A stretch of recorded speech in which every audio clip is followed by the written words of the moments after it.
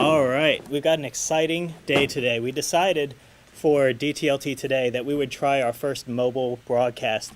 And so I am not by myself, Andy's over here, but Jim is actually across campus in the Monroe building. That's a new building, not a new building, but a newly renovated building that's going online this fall at University of Mary Washington. We got a tour of it this morning by Jeff McClurkin.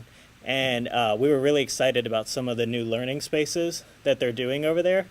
And so we decided, could we do a mobile broadcast? Could we use the same type of Justin TV stuff to do something mobile, which we've done before with DS106 TV here. And so we figured, let's do it. So my hope is that I can give Jim the signal and that we should be able to pull him in over here. Let me see if I can do this. So see if he's watching here, and hopefully my phone didn't die. That was another problem with that thing, was my cell phone. Let's see if we can pull him in, and hopefully I think he's going here. Let's see. All right, this is Jim Groom, and I am live All right, we with can hear him DTLT today, and we are in the new upgraded Monroe. Here's the bust of the man himself, one of the most inconsequential presidents of the new republic, or at least interesting. And Monroe is actually a pretty cool building. It's the first of UMW's campus, the first building. And one of the big issues surrounding Monroe when it was being redone was to save these murals. This is an early look at what hoes and gangsters looked at like in the colonial period. As you can see, a hoe and a gangster. And this is actually interesting because these murals were going to be taken away, but they fought for them, so they saved. They just didn't touch them. They didn't really preserve them, but they saved. But Monroe looks a million times better than it did 2 years ago, the last time I was in this building. I work with most of the departments in this building. There's American Studies, History. I don't work with political science. There's Sociology, Anthropology, and Geography. So actually Timmy will be working with most of the departments in this building. But as you can see, there are still workers in here, still work being done. These are some of our pre-packaged students. We're going to let them out August 29th when the course starts. They're in pods right now, kind of like invaders and body snatchers. And when it's ready, they'll come out.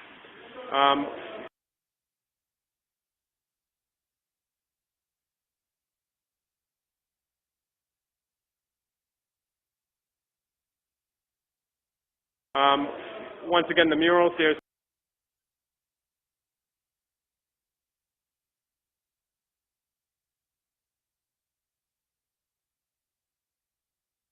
Jefferson, my boy. I actually do dig Jefferson. And over here, they actually have, you can see the classrooms, right? I'm going to show you some classrooms. But here's the classrooms, there's the front of Monroe. But another mural, and this one I kind of like, is one of my favorite places in the world, Monticello. That's where Dr. Garcia hangs out and plays her cello at Monticello. So that's actually how we're preserving the more students in pods. See, it says use knife on the students. Okay. Anyway, so let's go look at one of the new kind of experimental rooms here in Monroe. It's classroom 211, and this is a classroom that was designed to some great degree by, let's see, can I turn on the lights? Designed by Jerry Slazak and Jeff McClurkin, who had always had this dream of having kind of like a collaboratory room. You notice here all the furniture and wheels and chairs are on wheels. The lights go on automatically. And we have these kind of monitors here. And you see through the monitors that we can actually, at any given point, get people online. There's a restaurant, as you see, they're still working on it. But look at that. You can get the VGA right in there to get the speakers. The idea is you do your talk, your discussion, da-da-da-da-da, but then students break out at one of the 4 sites and the computer, the projector, and screen being a fourth. Excuse me. And they break out and they work, and then they can present to the rest of the class. So this is one of those classrooms where I'd really love. Jeff McClurkin's teaching a class called The Information Age in this classroom, which should be interesting because that's really a project-oriented class as we see it.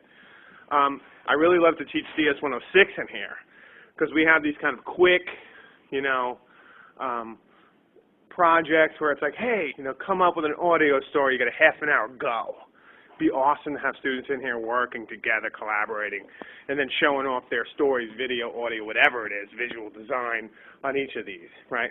So this year we might do DS-106 as a kind of choose as you take it, online, hybrid, in class, and try and get this classroom because it looks like DS-106 is going to be live in fall. So that should be interesting.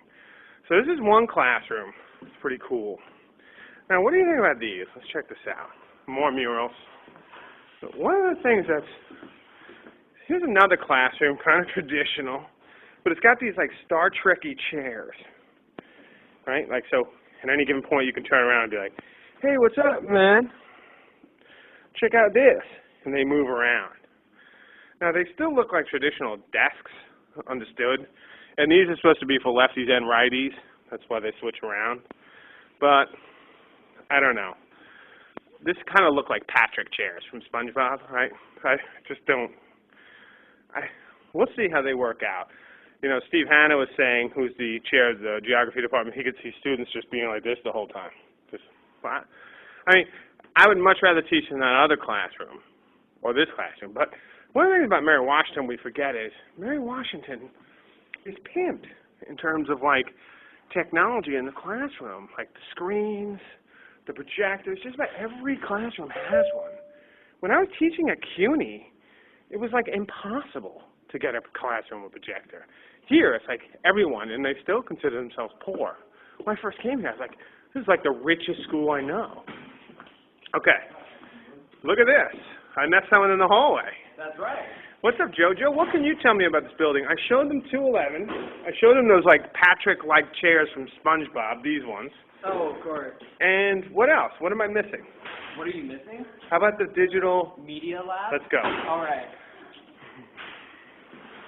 And how's the tour going so far, Jim Groom? I think it's going really well. Very nice. I'm feeling very confident. You got this? Yeah, this is our first remote broadcast. I feel like Rowan Peter. Also, This is Rowan Peter with the field report from Australia. This is our rocking seminar. Yes. This is gonna be Tell us anything about these tables? Oh, these are These look actually, unique. The original seminar tables that we've had in the room for years and years. We actually got these babies pre-finished. And unfortunately, the viewers out there can't feel these tables. These are great tables. Feel these tables, Jim Groom. Okay, I'm going to get the hand on the table. And Woohoo! Woo! Okay, those are awesome. it's rocking, right? Yeah, they feel really good. We actually got a guy down in Fredericksburg to refinish these tables and make them look better than brand new. And this seminar room, what is it called? This is actually the Bill Crowley seminar. That's right, who was a historian for UMW who just retired. Yes. All right. Congratulations, Bill Crowley, on your retirement. Congratulations. And on having a kind of room named after you. I hope there's like a Jim Groom seminar room when I leave. A seminar room isn't enough for you, though. Like the Jim Groom Center. I don't have enough money for that. Now, this is the Digital Media Lab. It is very modest looking, but the amount of computing power and awesomeness stored in one room. Now, what's going to happen here? Visualize it for us, Joe. This is where we're going to be having students and faculty members who are working on digital history coming in here and really using technology to display information, to present it in new and very unique ways. We're actually going to be having a green screen back here for people to do interviews and work on oral history. We have all sorts of Adobe, Photoshop, and different programs like this for everyone to really play with. And it's going to be just absolutely awesome. We're going to have our first semester with it with Jeff McClurkin's digital history class. That's right. Well, actually, information age. Information age, yes. Digital history is in fall. It is in the spring. Yeah. So what can you tell us about the history of desks? Because the most unique thing about this room is how different all the desks are. As Andy said, it's kind of like a museum of desks through the ages. Well, you know, we have, I'll be honest, these desks come from all different places, all different parts of campus and Mercer, and this actually came from another floor in Monroe and was an orphan table when we no longer wanted it. We took it in and made it our own. The Digital Media Lab is all about making dreams come true. It's also DIY, right? Yeah. It's scavenge what you can. This is actually one of Jeff McClurkin's old carpets. See, look at that. I love that. And the best thing is, other than the computers, is all the neat stuff we have. Oh, yeah. This is like the utility belt of awesome stuff. And this is where students can come in, get cameras, audio recorders, video, etc. Of course. Awesome. Awesome! So, nice.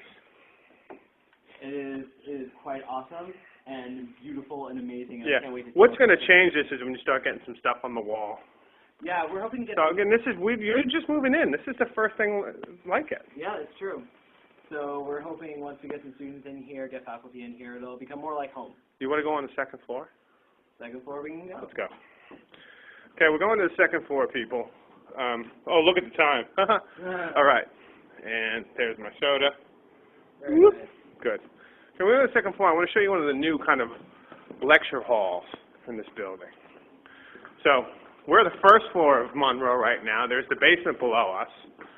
And the second, there's also the attic, which is cool. Maybe we should look at that at some other time. But the second floor, what does it have, Joe? The second floor is geography as well as political science. Yes. And what's unique about the second floor? The second floor has actually a really great lecture hall. Let's take a look at that.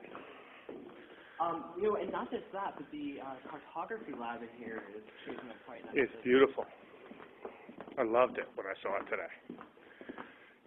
And as you can see, each floor sort of has its own feel. So here's this is the second floor, the third floor, this is the third floor lecture hall. Huh. We have our crazy... Working on all the tech. Yeah. But look at this room. Look at those windows.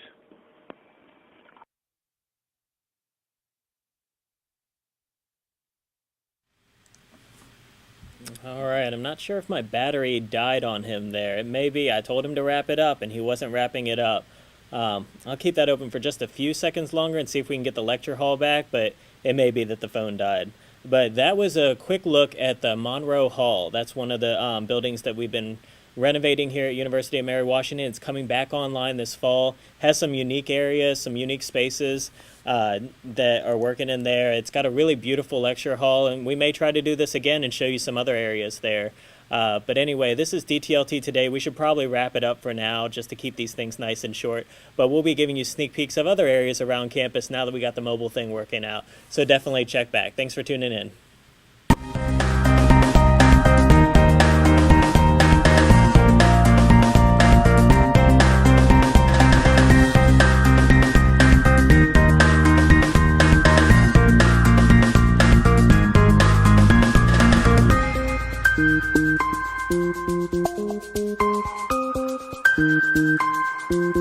Thank you.